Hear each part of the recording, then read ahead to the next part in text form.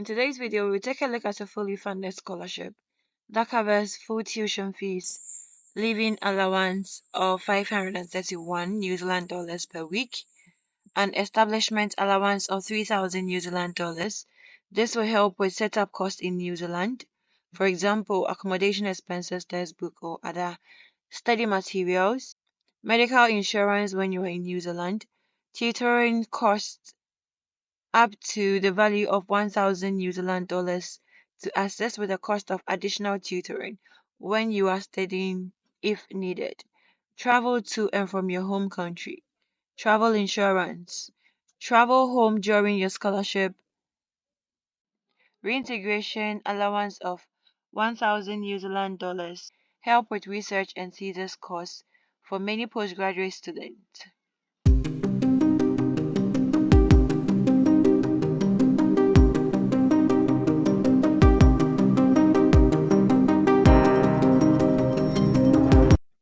Friends, my name is Kisiwa. If you are new to this channel, I share content on study abroad and scholarship opportunity. Also, other global opportunities like internship and jobs are shared on this channel. So if these are the kind of content you're looking for, do well to hit on the subscribe button and turn the post notification on so you don't miss any video I post on this channel. So friends, today the scholarship you're looking at is Manaki New Zealand Scholarship, and it is intended for developing countries across the world. However, there are different types of scholarship, and for today's video, we are going to take a look at the scholarship for international tertiary students.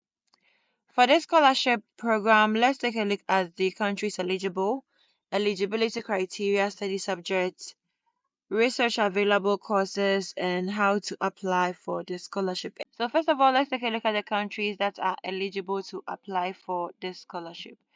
So they have sectioned or grouped the countries into continents. So for Pacific countries, we have countries like the Federated States of Micronesia, Fiji, Kiribati, Marshall Islands, Nauru, Niue, Palau, Papua New Guinea, Samoa, Solomon Islands, Tonga, Tuvalu, and Vanuatu. And they can apply for programs like undergraduate, postgraduate certificate, postgraduate diploma programs, master's degree, and then PhD programs. Okay. For the Asian countries, we have Indonesia, Jordan, Laos, PDR, Malaysia, Mongolia, Myanmar, Nepal, Philippines, Thailand, Timor-Leste, Vietnam, India, Sri Lanka, Pakistan, Bangladesh, and Maldives. They can also apply for postgraduate certificate, postgraduate diploma, master's degree, and then PhD programs. For African countries, we have Algeria, Angola, Botswana, Cameroon, Djibouti, Eswatini, Egypt, Ethiopia, Ghana, Kenya, Lesotho, Malawi, Mauritius, Morocco, Mozambique, Namibia, Nigeria, Rwanda, Senegal, Sierra Leone, South Africa, Tanzania, Tunisia, Uganda, Zambia, and Zimbabwe. They can also apply for postgraduate certificate, postgraduate diploma, master's degree, and then PhD programs. Okay, we have the Caribbeans here, and the countries under the Caribbean are Belize, Dominica, Grenada, Guyana, Haiti, Jamaica, St. Lucia, St. Vincent and the Grenadines, and Suriname. They also can apply for postgraduate certificate, postgraduate diploma, master's degree, and PhD programs. And lastly, we have the Latin American countries, and these countries are Argentina, Bolivia, Brazil, Colombia, Costa Rica, Cuba, Dominican Republic, Ecuador, El Salvador, Guatemala, Honduras, Mexico, Nicaragua, Panama, Paraguay, Peru, and Venezuela. They also can apply for postgraduate certificate, postgraduate diploma, master's degree, and PhD degree programs. So these are the countries that are eligible to apply for Manaki New Zealand scholarships.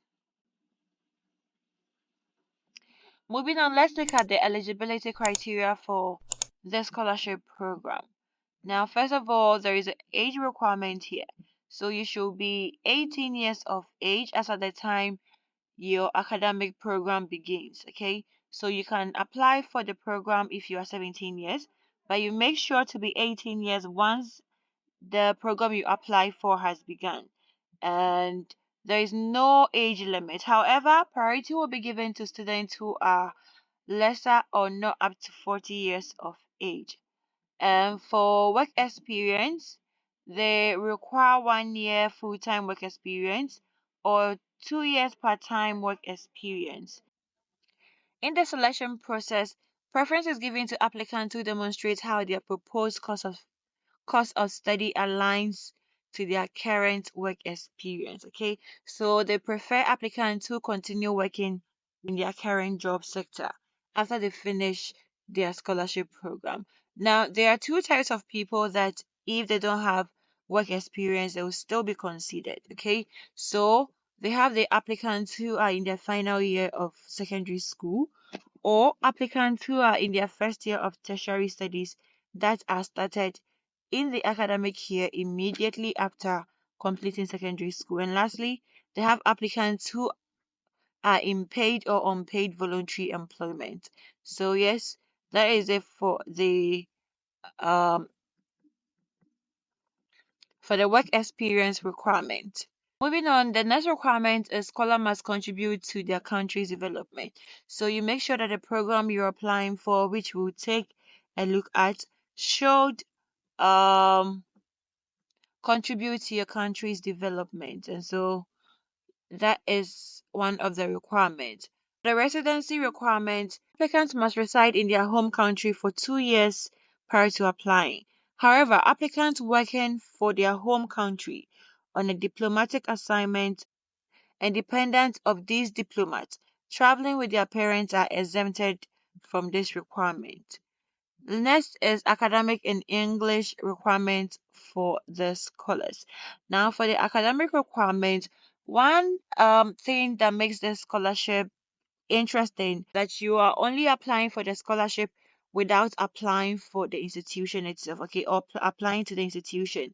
So you apply for the scholarship, and when you are selected or you are shortlisted for the scholarship, that is when you can apply to a number of universities that have partnered with this scholarship program.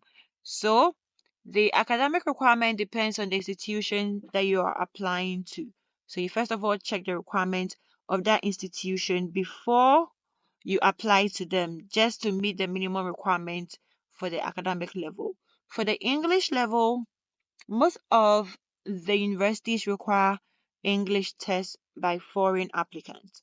Not all the institutions, some of them, and then it's not all for the programs too. So you also check that. Now, if you are required to write an English test, then what they require from you, or the normal or the standard test they'll require from you, is IELTS, TOEFL, PTE, and then Cambridge Academic English. Now, shortlisted applicants who are from Cambodia, Indonesia, Federated States of Micronesia, Fiji, Kiribati, Lao PDR, Marshall Islands, Nauru, Palau, Papua New Guinea, Samoa, Solomon Islands, Timor-Leste, Tonga, Tuvalu, and Vanuatu. Um, are not to pay for the test for the IELTS, okay? So this organization will pay for the IELTS if you are shortlisted for this scholarship and then you have gained admission to one of the universities. However, if you are from any of the other countries, then it means that you take care of the English proficiency test by yourself. They also ask students who have any of these English language tests, but their test score are slightly below the requirement. Okay, if your test score is below what is required from you here, then they can consider sponsoring your test fees. So that is it for the academic and then the English requirement. The next requirement is the immigration and visa requirement for scholars, which it is a must for any international student or anybody traveling outside their home country to another country. You need to apply for visa. Now, for shortlisted applicants from the Pacific countries, your local New Zealand High Commission will pay for the cost of your visa application and any medical test. Okay, so that is a good thing for those from the Pacific. The next thing we are going to look at is the study subjects that you can apply to if you're thinking of applying for this scholarship. So, in order not to make this video lengthy, I'll take a look at just two of the continent. Okay, so the first we're going to look at is Africa.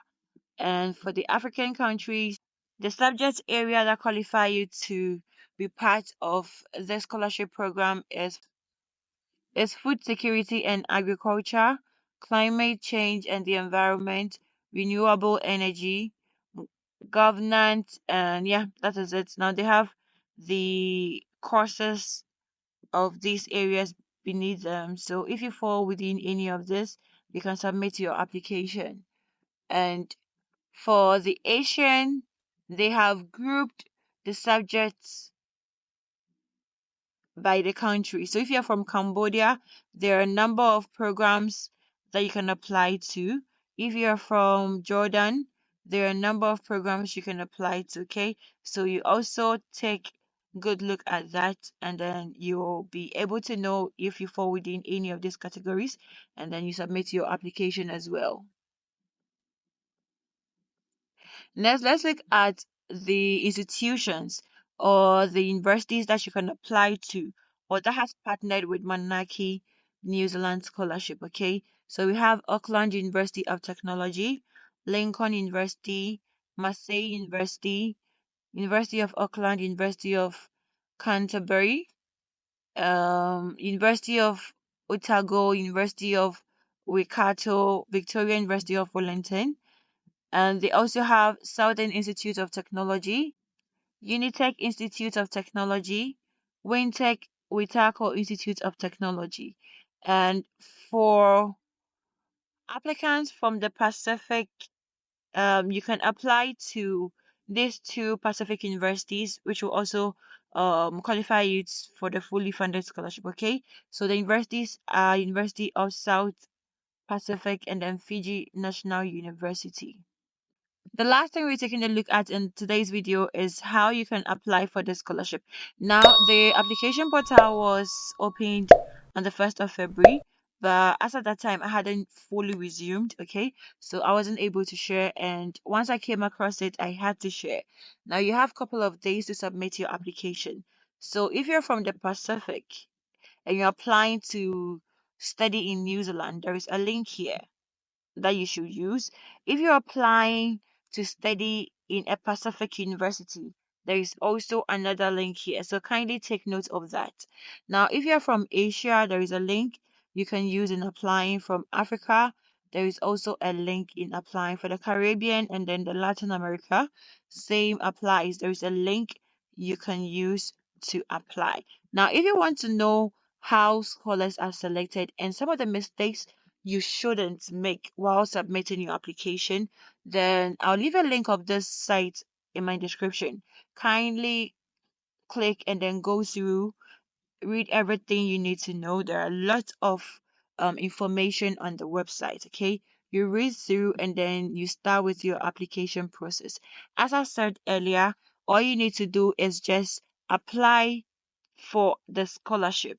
And then once you are selected or shortlisted, then you apply to any of the universities I mentioned earlier. So that is it for the Manaki New Zealand scholarship. Thank you so much if you've stayed till now, and see you in my next video. It's a bye for now.